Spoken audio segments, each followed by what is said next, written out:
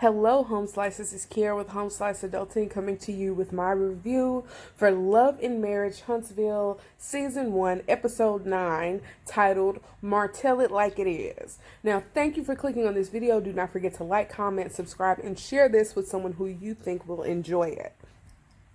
Now,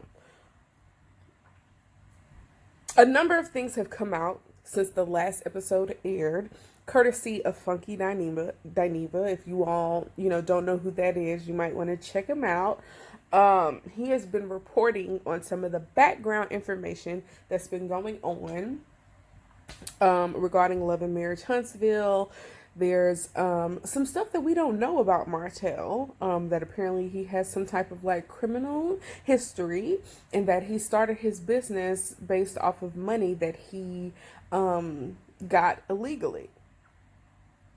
And that a relative of his is actually paying the price by being in jail for that, maybe even still currently, so who knows. Anyways, it kind of makes me look at them in a different light. I mean, Martell and Mel have their share of problems. One big problem of that is that they care a lot about how things look. But the fact that there's like a criminal element to that, and then there was Funky Dineva reported that Mel began dating Martell while he was dating somebody else, and that she was the side chick at some point. So there's also this kind of like karma element to it. I don't know. So that's what's going on in the background, in my mind while I'm watching this episode. So the episodes get started off with Mel talking to her hairstylist, whose name I forgot already. But her hairstylist is also Martell's cousin. But according to her, Martell has only known that she was his cousin after she started doing her hair or something. But for Black women who go to the beauty shop regularly, the person who does your hair is like your therapist. So I don't think it's smart for Mel to be talking to Martell's relative about trying to divorce him. But once again, I feel, and my hope is that Mel would leave Martell. That's what I hope, because it feels clear to me that he's not going to change. And I hate that there's this narrative, but it's probably true, that Martell has a business partner and a wife in Mel, but he's really in love with this side chick. And I hate that. As a person who likes to root for committed relationships, who likes to root for marriage, I really hate for things to go down like this. And I think it probably is true that Martell does have all of the lovey-dovey feelings, and Mel is the 80, and this side chick is the 20, and if you put them together, you have 100%. And as long as Mel stays around, Martell has his 100%. And all he has to do is periodically hear about how unhappy Mel is.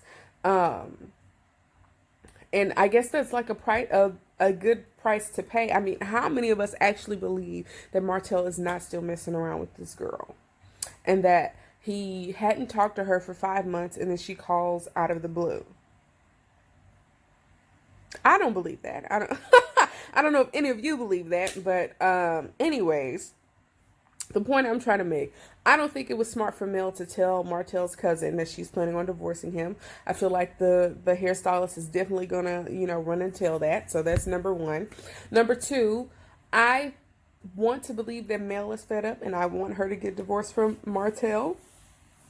Just because it's very disrespectful for him to have continued that relationship, and for her to continue to sit by while he does whatever he wants to do.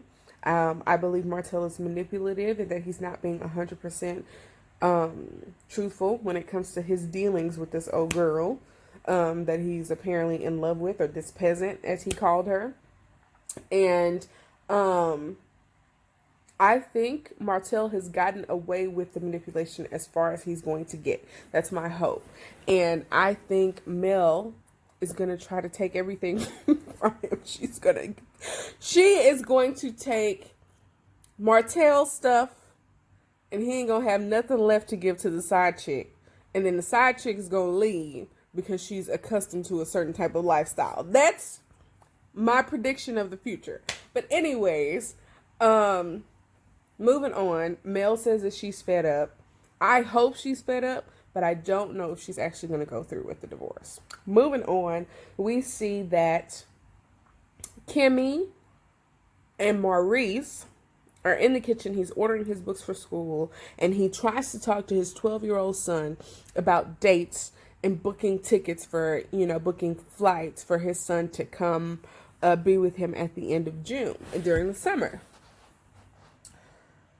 Then Kiowa, Maurice's son's mom, gets on the phone and says, well, he needs help with this. Now, I don't know that I would trust a 12-year-old to give me dates for me to buy plane tickets off of. That's just me. Me as a 12-year-old, I was a little more organized than other 12-year-olds. Plus, girls mature faster than boys. I don't know that I trust a prepubescent boy, a 12-year-old, a preteen, to say, okay, daddy, camp ends on June 20th, and I'm going to need like 2 days to pack, so book my ticket on June 22nd. I understood where Kiowa was coming from. It makes sense to me that Kiowa would know better or be able to tell with more accuracy when his camp ended and when he would need to buy tickets for his son to come visit him. So I understood where Kiowa was coming from. I think the tone was off-putting to Maurice. And I don't think that 12 years old is quite the age where you can just like excuse your ex-spouse. Because there's a point where as your children grow up, they get cell phones, they, mature, they have like a little bit more organization skills, where if his son was maybe 15 or 16, maybe even before that, maybe even 14, he could basically like ignore Kiowa and get all the information he needed from his son. But 12 years old, I don't think is at that point. So for me, I understood where Kiowa was coming from. I think that her approach was off-putting, and that's why Maurice, basically hung the phone up, saying that he called back later. And I think it is wonderful that Kimmy is diplomatic when it comes to the situation. Having been a single mother, she understands the struggle of what it means to like go through the motions of like having raised your son for a number of years and then sending your son off to be with his father in his formative years. And, it feels like you're taking her son away from her. So I'm sorry, y'all. So I like that Kimmy is diplomatic, and I think it's great that she kind of balances out the whole Maurice situation in his viewpoint, and that she has some sympathy for Kiowa, even though Kiowa is not 100% on board with their relationship. So I like that about Kimmy. She's older, she's level-headed, and she can bring some like understanding to the situation. Next, we see Martell is moving his stuff from their marriage room, the master bedroom, up to one of the smaller rooms with one of the smaller closets upstairs. Excuse me. Apparently, they came to some type of compromise that it would be better for him to stay in the house and be in a different room than for him to be somewhere else. I think that it's better, not just for the purpose of convenience and him helping to take care of the kids. Because if he was out of the house, living on his own, he'd probably be over at old girl's house all the time anyway. So if he has any hope of staying with his wife, staying in the house would be better, because at least she could kind of keep track of his whereabouts, right? And he could, be there for the kids and all that stuff. Otherwise, he would have to either pay for his own place, and, the mistress would probably be over there anyway, or he would just go live with the mistress because he's probably paying for her house anyway, right? He admitted that he has spent money on her, that he put her in places, that he was rolling up in the Lamborghini, and that essentially his greed and his desire to have it all is what drew him to this one person. And I do think that there is, for people who are rich, or maybe even for people whose love language is like gifts and, monetary things, that it is a sense of pride and like a good feeling within yourself, a powerful feeling to know that you have the ability to like change somebody's situation, that you have the ability to put somebody in a better space than they were before, and that puts you in a power position. Because if your mistress tries to do anything that you don't want her to do, you can hold over her head that, well, that car is in my name, or the place that you live in is in my name. Puts him in a power position. So he says that he is choosing to be with his wife and kids, that he's going to do better. And like I told you all, he used the fact that he went to see a therapist one time, as far as we all know, to tell Mel, well, I'm trying to work on it. I'm telling y'all, he went to that therapy session not to really figure out what's going on with him and why he is the way he is, or why he keeps hurting his wife the way he's hurting her. He went there so he could have that in his back pocket and be able to say, well, I'm going to therapy, Mel. I'm working on it. It's manipulation. Come on now. All right, y'all. I'll come back after I watch this next part. All right, y'all. So we're back. So we come back to Martell and Mel playing house with the kid. Bo. Hey, y'all. Speaking of kids, it's my dog, Bo. Hey, buddy. He's a very in-your-face type of dog. Loves attention. That's him yawning right now. So, like, he doesn't like to be ignored, as you can see. But we'll continue. We'll continue with this review. So, we've come back to Martell and Mel playing house with the kids, and I'm not a parent, besides my dog. I don't really have, control or dominion over any other human being besides myself. So I am cautious when I state my opinions about how people raise their children. That being said, I have always been unsure about how adults are supposed to approach arguments when it comes to their children. On one hand, I feel like you definitely don't want to actually be fighting in front of your kids, them hearing you yell, hearing you curse, hearing you have, these negative interactions with your children. To the point where they are violent and could traumatize your kid. I also feel like you don't want to give your child the idea that things are all rosy and all good all the time, because then they become conflict avoidant and don't know how to deal with conflict when it arises. And then there's also the idea that children are perceptive. That children know that something's not right. Children know that daddy's sleeping upstairs. And then when you all get together, everything's all hunky-dory in the way that it always was. So your children know something is going on, but they know you haven't talked to them about it. So what does that teach your child about being honest about what they know is going on, what they are feeling, and what is happening? Is it more important for us to put on a front like nothing's going on, as opposed to really dealing with and handling the issue at hand? And while I'm not saying that they involve their children in all of their drama, but is there a healthy balance between keeping the peace in the family and not traumatizing your children with the amount of arguments and, negativity that goes along with it, between that and also helping your children to understand that people don't always get along, and here's a healthy way to deal with conflict? As a person who does not have kids, I don't know what the healthy balance is between that, or if you should just do one or the other. And they have chosen to live in separate rooms in the same house as their children, have dinner together, pray together at the end of the night, and then go to their separate bedrooms at the end of the day. That's what they have chosen for their children. And Martell said that his children, are aware that something is going on between mommy and daddy. So ignoring it, I don't know how that's going to work out for them. But anyways, y'all, Martell,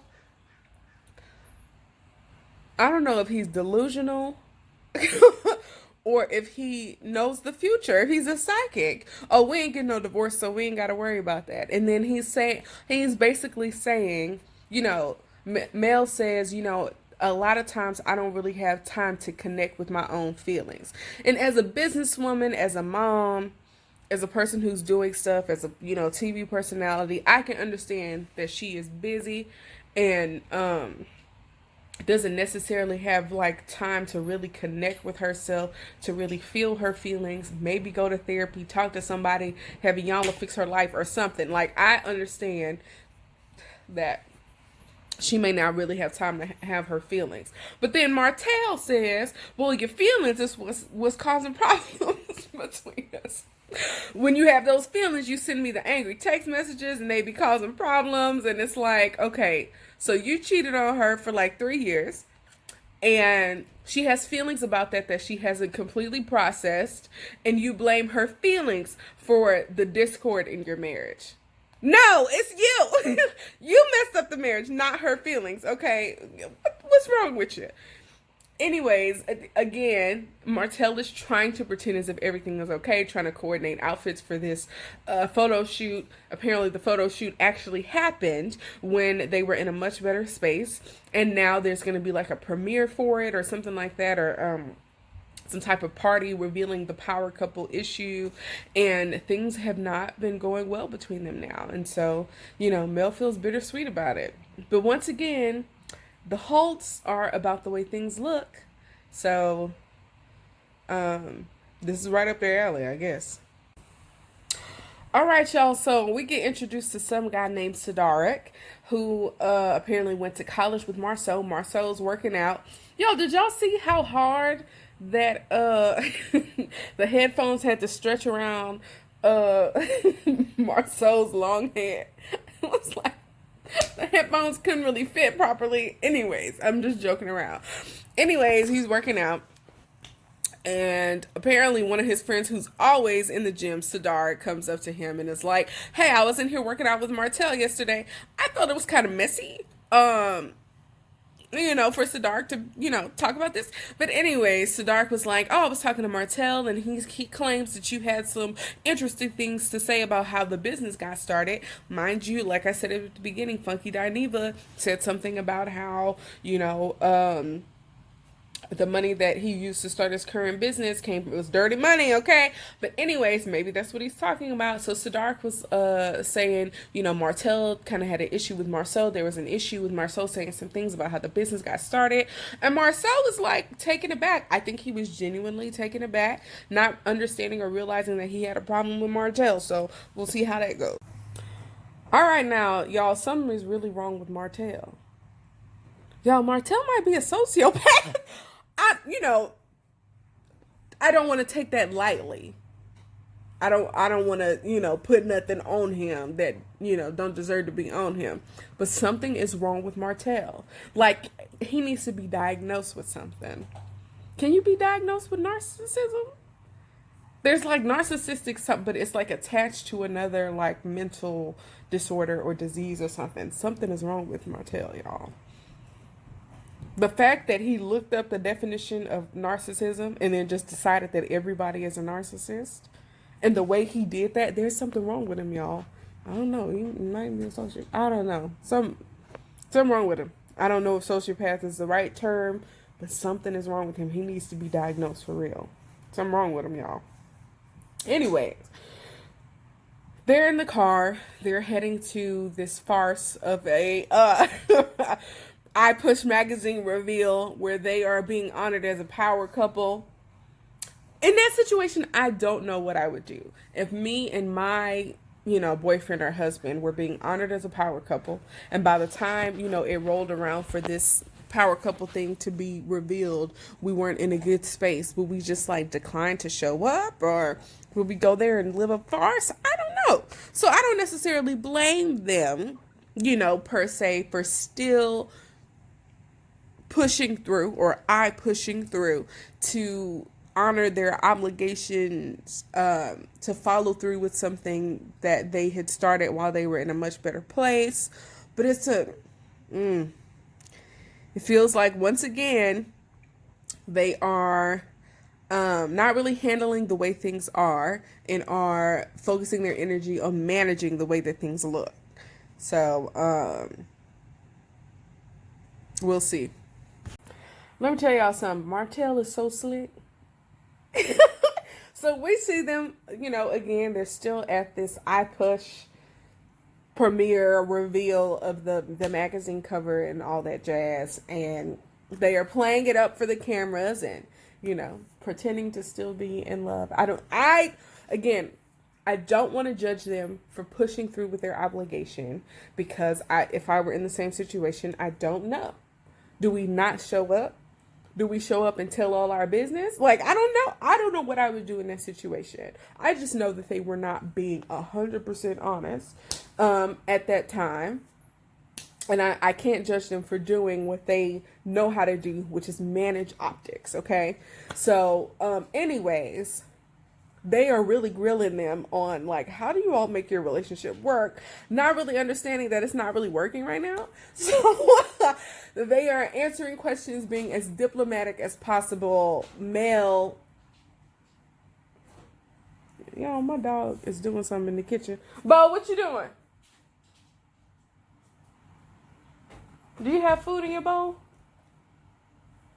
Okay, we'll get him some food while I'm talking. So anyways, so they are at this event, and the host, y'all, I don't know why they get people to host these events that just have good personalities. Oh, you need some more water. Okay. Now my dog is smarter than I know what to do with at times. He was in here pushing his bowl around because he needed more water. But anyways, the host needs to have more than just like a good personality. They need to have like actual good hosting skills. And I don't know that this host had those type of skills. But anyways, he was like, oh, behind every black man is a what? And, they're like a strong black woman. And then Martell says, no, not behind me, beside me. And everybody was like, oh, good answer. So, I mean, Martell is just one of those people. Bo, move.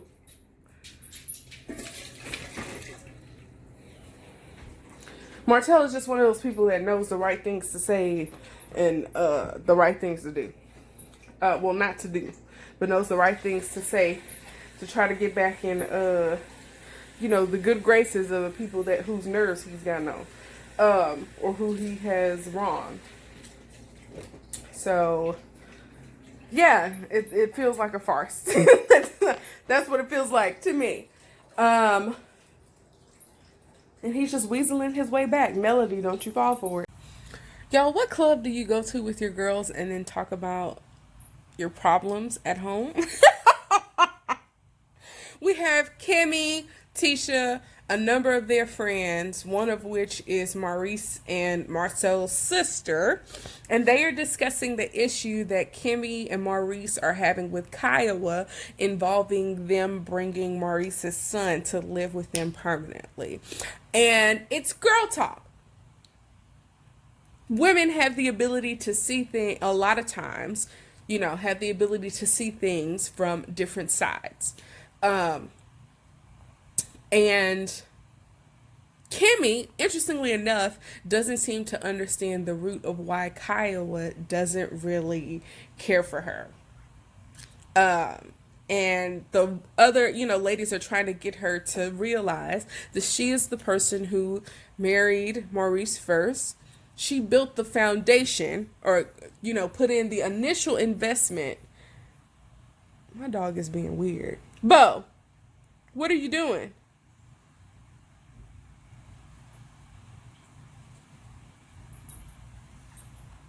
It's weird. You okay?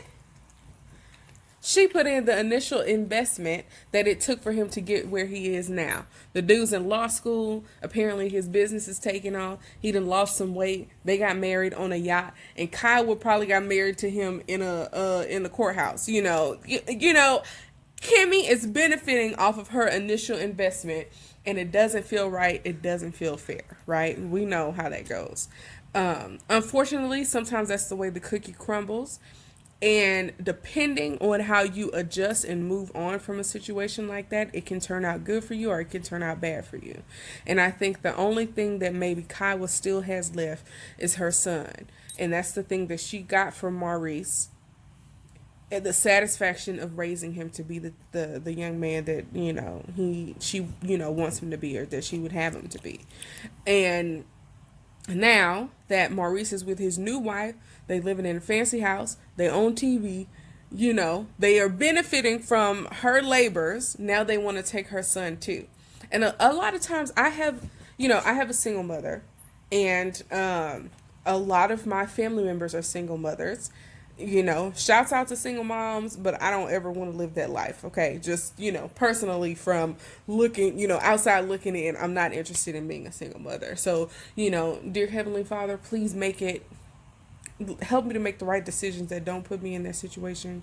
And some people are single mothers, because of divorce. Some people are single mothers because they were never married and, relationship didn't work out. Some people are single parents because their, spouse or partner dies. There's a lot of reasons why you can be a single mother. I just don't want to have to live that life and have the sole responsibility of taking care of a child or dealing with like an adverse relationship with the father of my child. I just don't want to do that. And I hope I don't hurt anybody's feelings or offend anybody, because people are out here doing what they have to do. And of course, if I'm ever in a situation where I have to be a single parent, I'll do that. Everybody do what they got to do when it comes down to it. But I just don't want to be in that, situation. Anyways, the point that I'm trying to make is that a lot of single parents are so caught up in raising their children that they kind of lose who they are. And they don't necessarily know how to operate outside of being a mom. And I don't know that this is the case with Kiowa, but it could be like, okay, well, Kimmy, already has my husband, and now they're about to have my son. What do I have left? And instead of it being her holding up to her end of the agreement, because apparently they agreed that once he got to a certain age, he would move to, his father's house.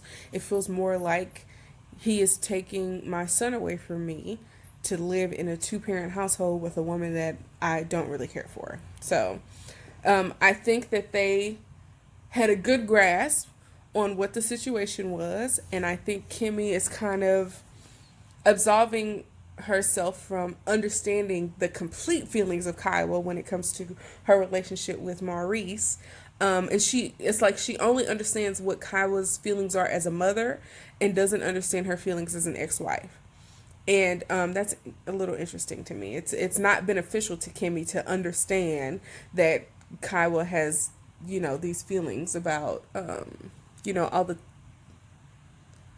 the time that she's invested in old boy Maurice. So anyways, y'all, they supposed to be partying and they over here talking about personal problems.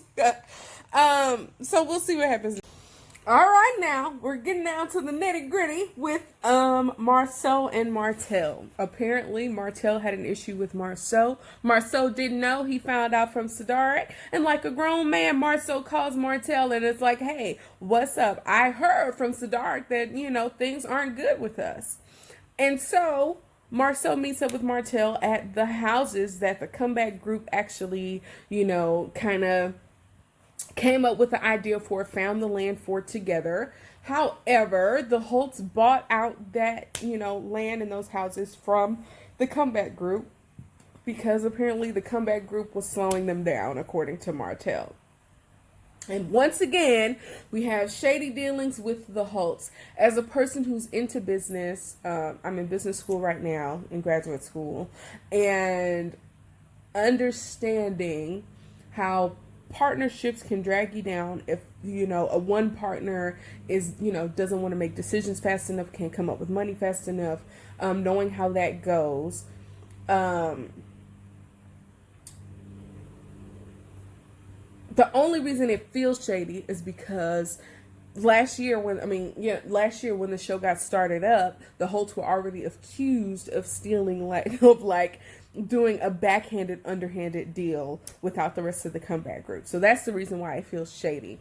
But if I am objective and just taking this incident as an isolated incident, it makes sense that if the people you're working with are not ready, equipped, or whatever to go through with the deal, and you have, stuff tied up in it, that you would buy those houses from under them and then, do it yourself. So, but these are your friends that you're dealing with. I don't know. There's a lot of ways you can go about that. Moving on. Marceau shows up and they have a conversation.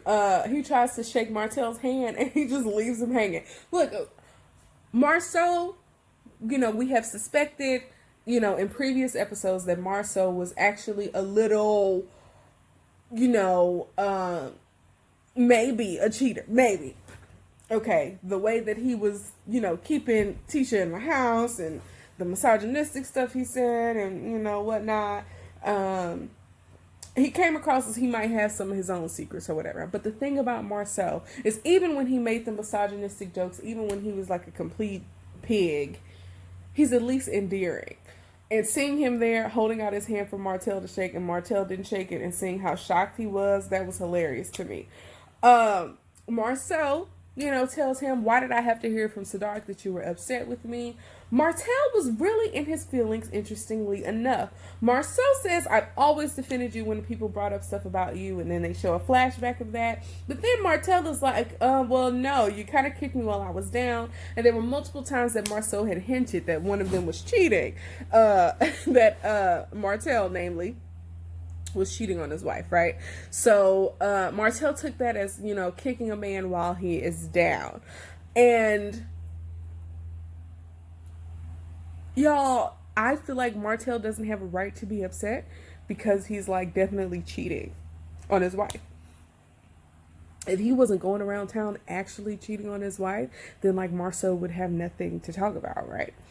It's all Martel's fault, as always. But instead of looking inside of himself and figuring out, hey, what did I do in this situation that I could have done better to prevent this from happening quite this way, he's actually looking externally.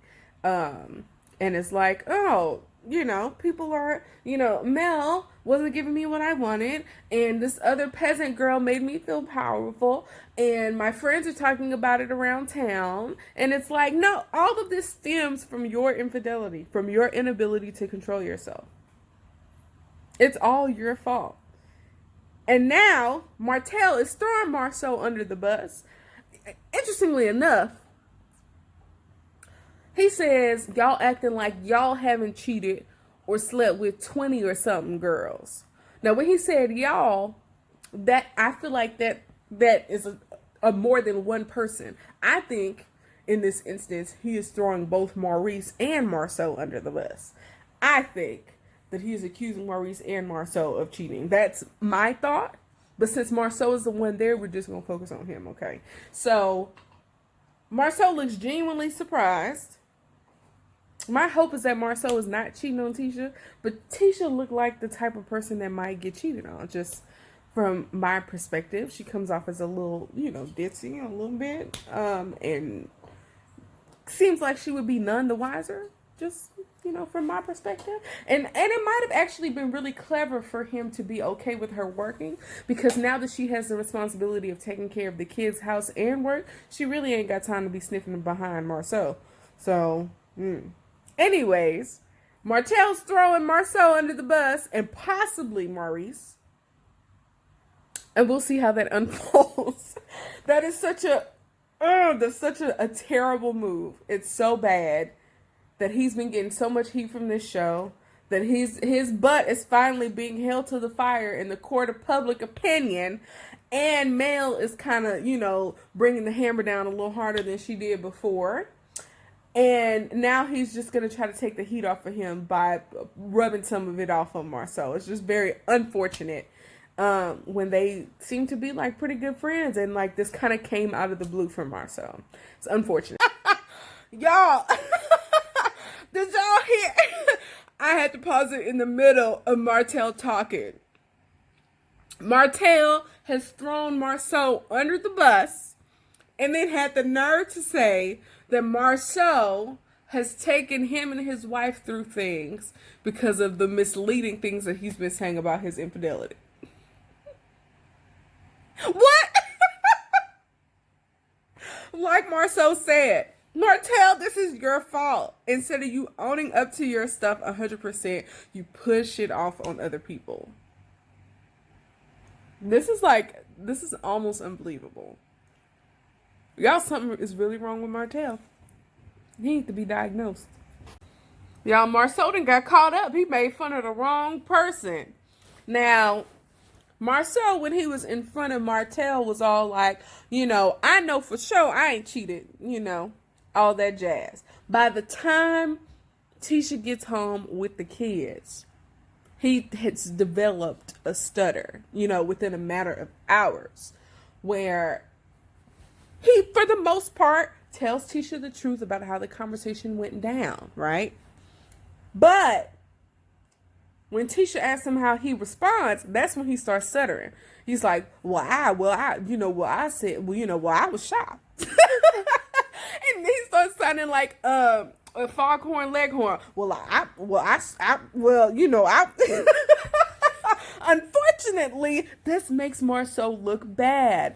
Either he has been drinking while he is home and just can't really form his words. That is one explanation, because he already had a drink made when his wife came home. So who's to say he hadn't been drinking, prior to that? Also, though, the way that he stuttered, I'm under the impression that there is some truth to it. 20 sounds excessive. But it's not unreasonable to think, in however long they have been married, that he might have cheated once. And that's the problem with cheating with your boys. Because when one go down, he taking everybody's marriage down with him. It's going to be love and divorce Huntsville, okay?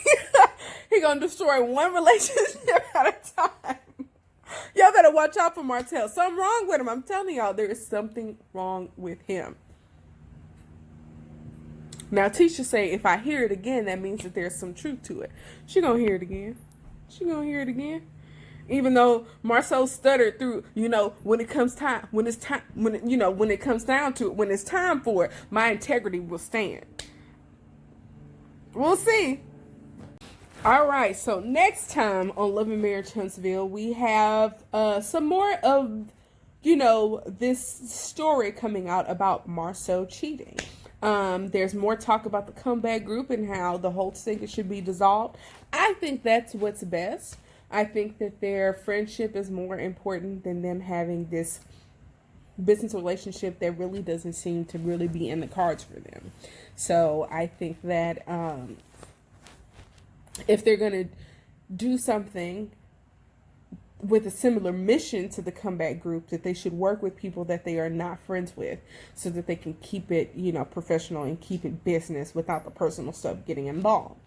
There's also going to be talks of Tisha and Marceau trying to hash out whether or not these rumors are true, because Mel is going to try to substantiate some of this stuff for Tisha, saying that he's at bars at late hours, or early hours in the morning.